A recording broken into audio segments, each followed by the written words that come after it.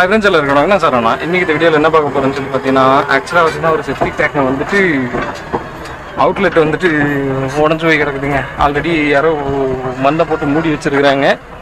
அதை வந்துட்டு அதோட அவுட்லெட்டை கண்டுபிடிச்சி அதுக்கப்புறம் அதுக்கு தண்ணி போகிறதுக்கு உண்டான ஒரு வாணி எடுத்துகிட்டு இருக்கோம்.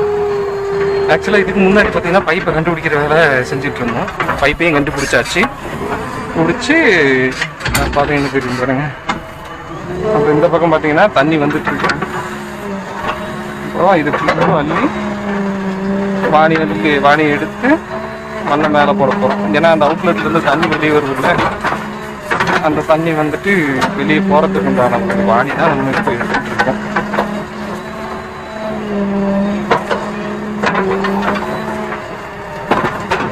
ஆக்சுவலாக பார்த்தீங்கன்னா இது நமக்குலாம் பிரச்சனை இல்லைங்க. பாருங்கள், பையன் ஒருத்தர் வந்து தள்ளிட்டு இருக்காரு. அவர் தாங்க பாவம். ஆக்சுவலாக பார்த்தீங்கன்னா செப்டிக் டேங்கோட ஒரு வெளியே தண்ணி வரும் பார்த்தீங்களா, அந்த பைப் வந்துட்டு கண்டுபிடிச்சி அந்த பைப் உடஞ்சதுனால அது வந்துட்டு ரெடி பண்ணி போடணும்.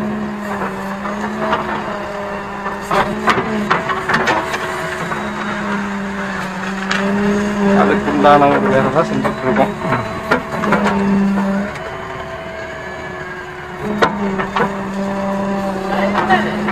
சும்மா டைம் பாஸ். ஆமாங்க, வாங்க 2 பேரும் சேர்ந்து பாட்டு கேட்கலாம்.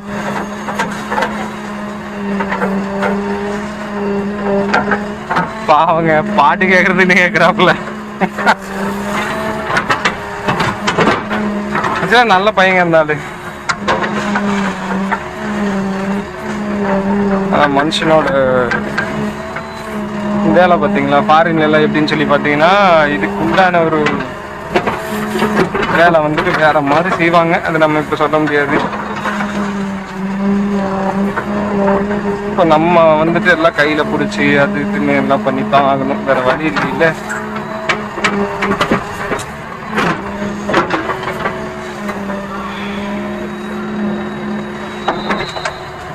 ஆக்சுவலாக வண்டி வந்துட்டு நிறுத்துறதுக்கு நேரம் இல்லை. ஆல்ரெடி பார்த்தீங்கன்னா இந்த இடத்துல பள்ளமாக இருக்குது பார்த்தீங்களா, வாணி ஆல்ரெடி போட்டிருக்கிறாங்க. அந்த வாணியில் வந்துட்டு பார்த்தீங்கன்னா வண்டி கிராஸ் அன்னைக்கு பார்த்தீங்கன்னா தெரியும் பாருங்க. அதனால் இது ஸ்ட்ரைட்டாக நிறுத்தி எடுக்கிறதுக்கு உண்டான வேலை இல்லை. ஒரு மாதிரி கிராஸாக சைடு வாக்கில் நிறுத்தி தான் எடுக்கணும்.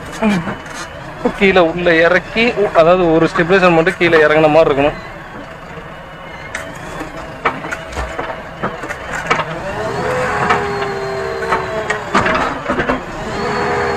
உங்களுக்கு தெரியணும்னா காட்டுறேன் பாருங்க.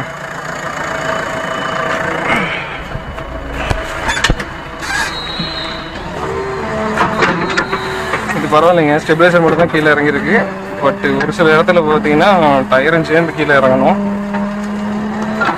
அப்போ வந்துட்டு வண்டி ஒரு சைடாக சாஞ்சிக்கிட்டு கோணையாக கிடக்கும்.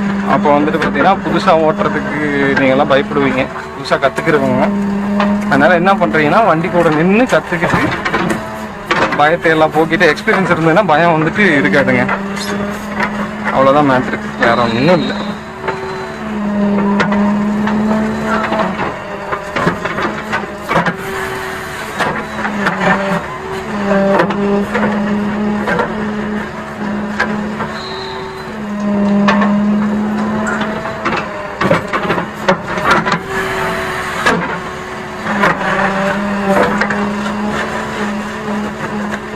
வாணி எங்க கடைசி வரைக்கும் கொண்டு வரலாங்களா?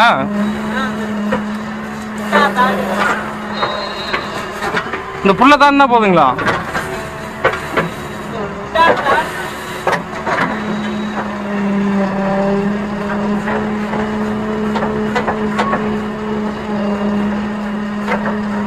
ஆக்சுவலாக லைட்டாக தண்ணி இருக்குது. அந்த இடத்துல தண்ணி அடைச்சி வச்சுருக்கேன்.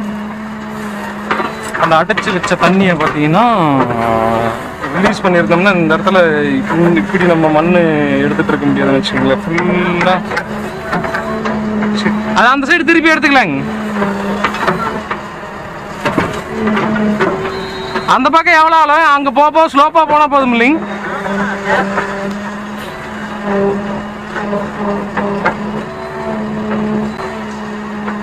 ஓகேங்க, இது வரைக்கும் எடுத்தாச்சு. இப்போ வந்துட்டு வண்டி மூவ் பண்ணி முன்னாடி எடுக்க போகிறோம். ஸ்டெபிலைசர் எடுத்து கீழே இறங்கும்.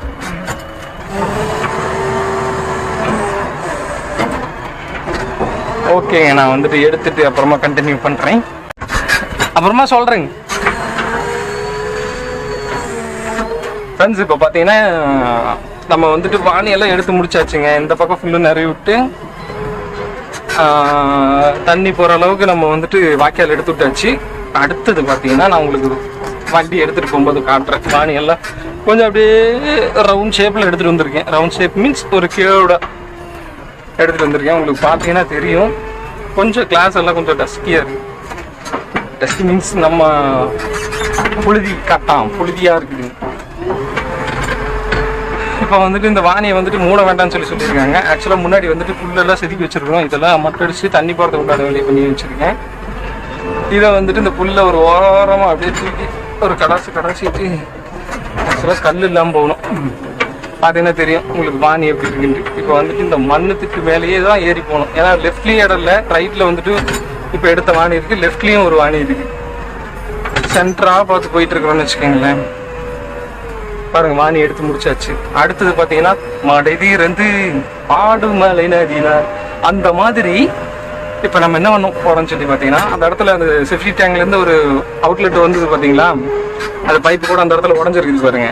அந்த இடத்துல வந்துட்டு தண்ணியை தேக்கி நிறுத்தி வச்சிருக்கோம். இப்போ வந்துட்டு அது அந்த கரையை மட்டும் எடுத்து விட்டோம்னு வைங்க, சும்மா சட்டன்னு தண்ணி வர போகுது பாருங்க. ஆக்சுவலாக பார்த்தீங்கன்னா அந்த பைக்கில் முன்னாடி ஒரு பையன் போகிற பாருங்களேன், அந்த பையனோட வேலையெல்லாம் ரொம்ப சிரமங்க. ஏன்னா அந்த கழிவு நீரில் தான் கையெல்லாம் விட்டு இந்த பைப்பெல்லாம் போட வேண்டியதாக இருக்குது. கொஞ்சம் சிரமம், நமக்கு கஷ்டமாக தான் இருக்குது. வேறு வழி என்ன பண்ணுறதுன்னு தெரில. நம்ம இந்த ஃபாரின்லலாம் இருக்கிற மாதிரி இந்த மெஷினரிஸில் வச்சு நம்ம எக்யூப்மெண்ட்ஸ் எல்லாம் வச்சு இந்த மாதிரி வேலைகள்லாம் இருந்தால் நல்லாயிருக்கும். பார்ப்போம், இன்னொரு 5-6 வருஷத்துக்குள்ளே வந்துடும் நினைக்கிறேன். பாருங்க, மட்டையை திறந்து விட போகிறப்போ ஆக்சுவலாக நம்ம வந்துட்டு இங்கிருந்தே இந்த கரை போடாமல் எடுத்துக்கிட்டு வைங்க, தண்ணி வந்துட்டு சேறு குழம்பு கிடக்குங்க. அதனால் உங்களுக்கு வந்துட்டு பார்த்தீங்கன்னா தண்ணி பாருங்க சொல்லி சரன்னு போகுது. போங்க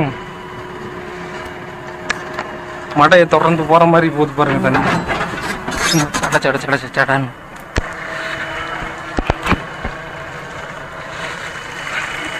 அப்படியே தண்ணி சும்மா சூப்பராக போகுது பாருங்க. ஆக்சுவலாக இந்த இடத்துல தான் பைப்பு போயிருக்கு. இங்கிருந்து கொக்கிலிக்குது பாருங்க. அவ்வளோதான், பறச்சு விட்டாச்சுங்க. தண்ணி போட்டோம்.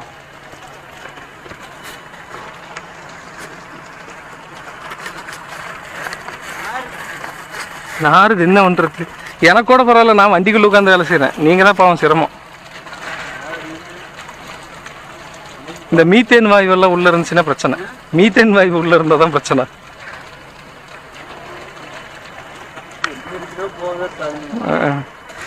இந்த இடத்துல கரை போட்டது காரணம் அதுதாங்க. இந்த இடத்துல எடுக்க தண்ணி நிறையா வரும். அதனால் சேராக இருக்கும். இந்த சைடு பாருங்கள், வரணும் மண் இருக்குது, அந்த மாதிரி இருக்காது. சரி, இப்போ ஆழமாக எடுக்கலாங்களா? இது ஆழம் எடுக்கலாங்களா? சரிங்க.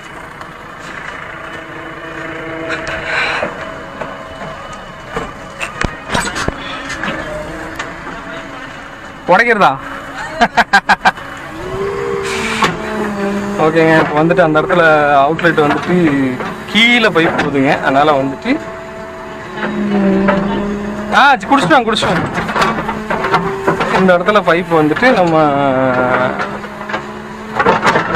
அடைச்சி வச்சுருந்தோம்னு வச்சுக்கோங்களேன். சொல்ல போனால் இந்த மாதிரி தான் நம்ம ஏதாவது ஒரு இடத்துல தண்ணி சேரு அது இதுன்னு இருக்கிற இடத்துல வந்துட்டு பார்த்தீங்கன்னா ஒரு கரையை போட்டு ஃபஸ்ட்டு வாணி எல்லாம் எடுத்து முடிச்சுட்டு அதுக்கப்புறமா திறந்து விடணும்.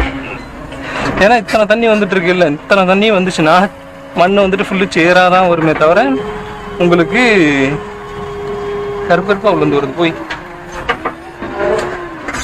உங்களுக்கு வந்துட்டு மண் கிளியராக வராதுன்னு வச்சுக்கோங்களேன். அதுக்காக வேண்டிதான் நம்ம இந்த வேலை செஞ்சுருக்கோம். இது ஒரு டிப்ஸ் அண்ட் ட்ரிக்ஸ்ன்னு வச்சுக்கோங்க. நம்ம ஜேசிபி ஆப்ரேட்டர்ஸ்க்கு எல்லாமே தெரியும்.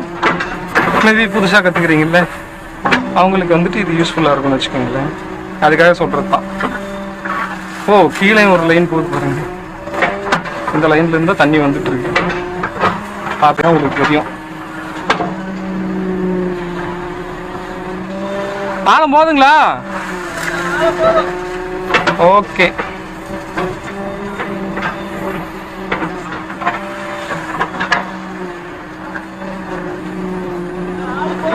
ஓகே ஓகே, இந்த பக்கம் எடுத்து விட்டுறேன் தண்ணி போறதுக்கு.